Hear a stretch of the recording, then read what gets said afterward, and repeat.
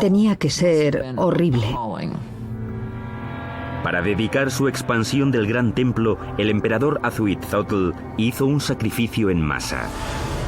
Las cabezas de las víctimas se expusieron con orgullo en estantes alrededor del templo. Según las crónicas, dicen que sacrificaron a 20.000 personas.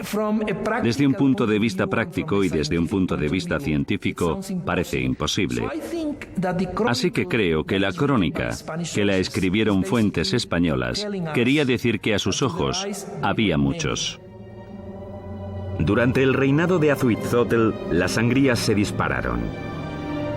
La vida en Tenochtitlán se convirtió en una orgía de muerte. Llevaban tanto a amigos como a enemigos para presenciar los sacrificios.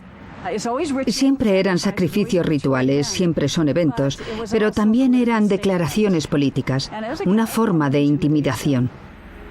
En el momento de la muerte de Azuitzotl, los aztecas habían institucionalizado los sacrificios y habían convertido los asesinatos en el campo de batalla en un arte.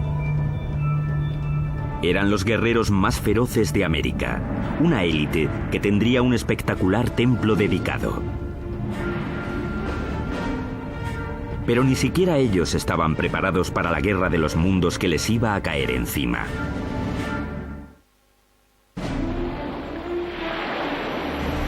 Corría el año 1502. Azuitzotl, emperador de los aztecas, muere. Moctezuma II, un ex sacerdote de 34 años, sube al poder. A un mundo de distancia, en España, un notario de 18 años llamado Hernán Cortés se prepara para cruzar el Atlántico para unirse a la conquista que su país está haciendo del Nuevo Mundo.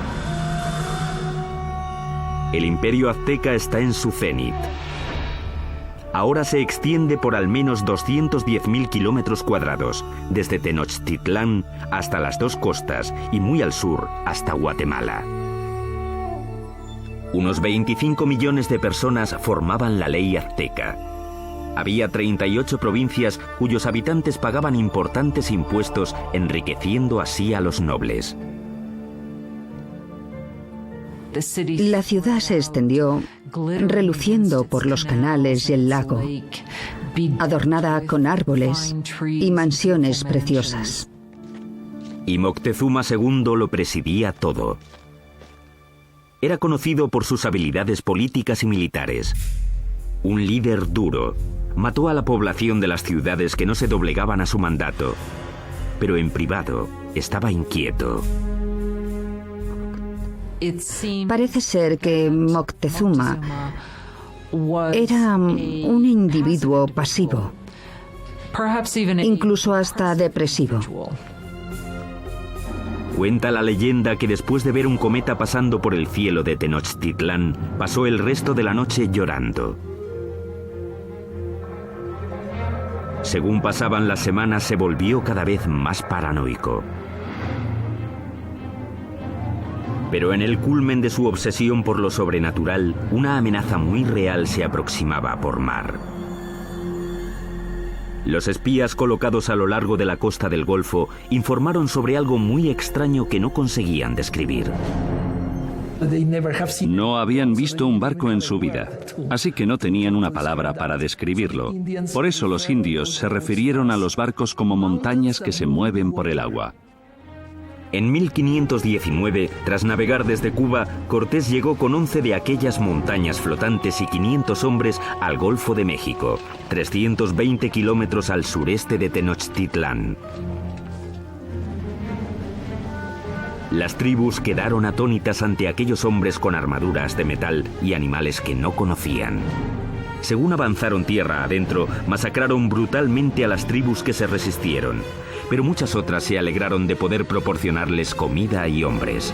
Una de las formas que uno de los jefes locales de la costa del Golfo utilizó para agradar a Cortés y su compañía fue con un grupo de mujeres que no solo estaban allí para las labores caseras, sino también, claramente, para hacer de cortesanas, para proporcionarles servicios sexuales.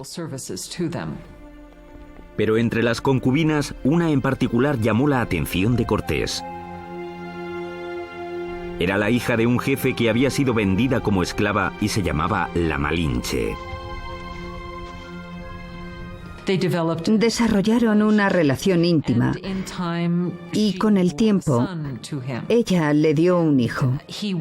Ellos fueron las primeras personas de sangre mezclada del Nuevo Mundo. Pero era mucho más que una amante. Se convirtió en la intérprete de Cortés y su papel se amplió a consejera e intermediaria entre él y los aztecas. No solo era su traductora, también le contaba cosas que se estaban diciendo que se suponía que él no tenía que oír o entender. La red de corredores de relevos de Moctezuma le mantuvo informado de los movimientos de los españoles. Estaba claro que iban hacia la ciudad. Mientras avanzaba hacia Tenochtitlán en el verano de 1519, Cortés amasó un ejército de miles de hombres. El ejército de guerreros de Moctezuma contaba con cientos de miles. Iban vestidos de animales en el campo de batalla para intimidar a sus rivales. Parte de ello era espectáculo. Los guerreros llevaban distintos trajes increíbles. Los guerreros más importantes eran los caballeros, vestidos de jaguares y águilas. Los caballeros aztecas se iniciaban en sus órdenes con ceremonias sagradas en templos especiales como este. Este es el templo Cueva de Malinalco, uno de los 6 templos de esta remota ladera a unas horas al sur de Ciudad de México. Moctezuma lo terminó en el año 1502, poco después de su coronación. En Europa, Miguel Ángel estaba esculpiendo el David en la República de Florencia. Pero mientras Miguel Ángel tallaba el David, los aztecas extraían este templo directamente de la ladera de la montaña. Y es el único templo en todo el hemisferio occidental construido de esta forma.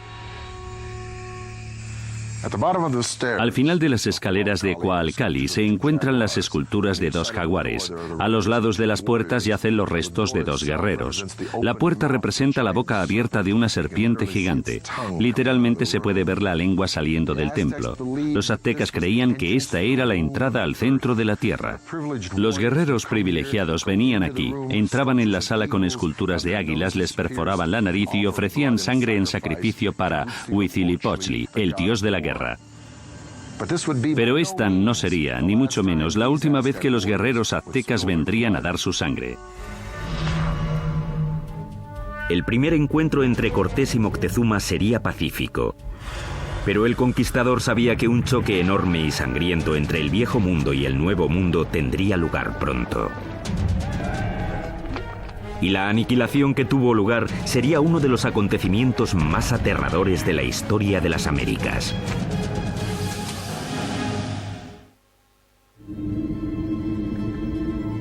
Otoño de 1519. El conquistador español Hernán Cortés ha llegado por fin a la brillante capital azteca de la que tanto ha oído hablar, Tenochtitlán. Cuando los españoles vieron por primera vez Tenochtitlán, debieron pensar que era una visión, que estaban entrando en alguna especie de sueño. Una enorme fuerza de guerreros nativos aliados contra los aztecas le acompaña mientras avanza por el paso principal hacia la ciudad. El encuentro entre Cortés y Moctezuma en el paso hacia Tenochtitlán tuvo que ser uno de los acontecimientos más impresionantes de la historia del mundo. Fue un encuentro entre 2 mundos distintos. Cortés le ofreció la mano, pero en cuanto lo hizo, los nobles que atendían a Moctezuma le empujaron diciendo: no, no, no, es una indignidad total. Nadie toca a Moctezuma, el gran señor de la tierra. El encuentro de los 2 mundos fue pacífico, pero lleno de tensión. Moctezuma en ese momento ya se había vuelto impulsivo y propenso a las crisis de histeria. Así que el encuentro fue para calcular las fuerzas. Aunque los aztecas tenían un sistema diplomático y guerrero mucho más inocente comparado con el sistema tan taimado y ladino de los europeos. Moctezuma invitó a los españoles a quedarse en uno de sus palacios. Resultó ser un error catastrófico. Cuando los españoles entraron en la ciudad, quedaron tan impresionados que les pareció un sueño. En el centro de la ciudad se alzaba el colosal palacio del emperador. El palacio de Moctezuma II era un gigantesco complejo que se extendía por las 3 hectáreas contiguas al gran templo. Uno de los españoles se dio cuenta de que todos los días se reunían 600 nobles en el palacio de Moctezuma para oír las palabras del emperador. Moctezuma recibió a los españoles en una gran cámara de recepciones que había en la entrada, diseñada para que el emperador pareciera omnipotente. Pero el palacio de Moctezuma sería el último que construirían los aztecas. Cuando no llevaban ni